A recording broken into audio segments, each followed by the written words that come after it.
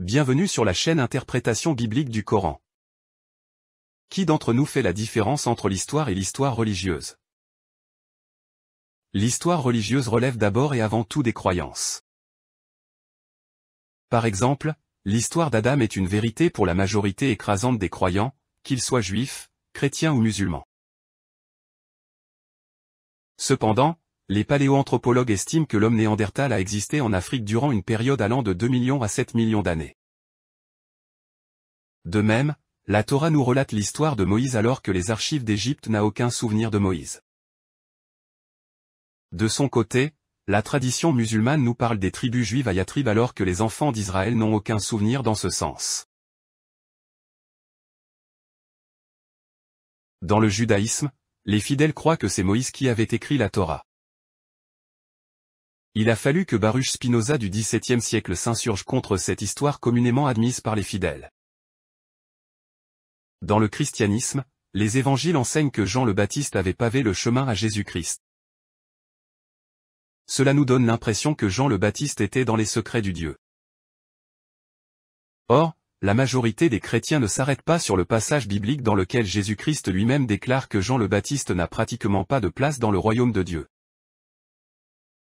Pour s'en rendre compte, il suffit de bien lire Luc 7, verset 28 et Matthieu 11, verset 11.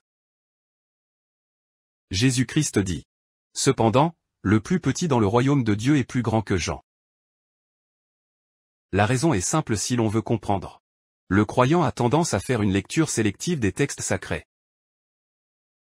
Notons que le même phénomène se reproduit dans le monde musulman.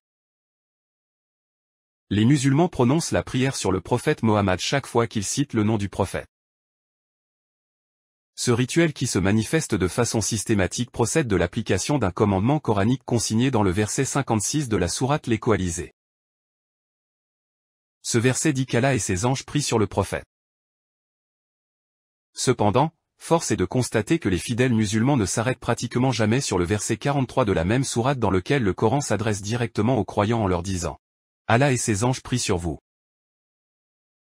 Encore une fois, nous tombons sur le phénomène de la lecture sélective des textes religieux. Les musulmans ont tendance à fermer les yeux à la lecture de ce passage coranique. Sur ce, nous concluons par affirmer que l'histoire religieuse n'est pas nécessairement une histoire. Et si l'on suppose qu'Allah s'adresse directement au prophète dans le début de la sourate Les Coalisés, alors pourquoi ne pas supposer qu'Allah s'adresse directement aux croyants dans le verset 43 et aux femmes du prophète dans le verset 32? Sur ce, je vous laisse le soin d'envisager l'interprétation biblique du Coran. En attendant, je vous donne un rendez-vous à la prochaine édition. J'attends votre commentaire. En attendant, abonnez-vous à la chaîne, commentez et partagez. À la prochaine les amis.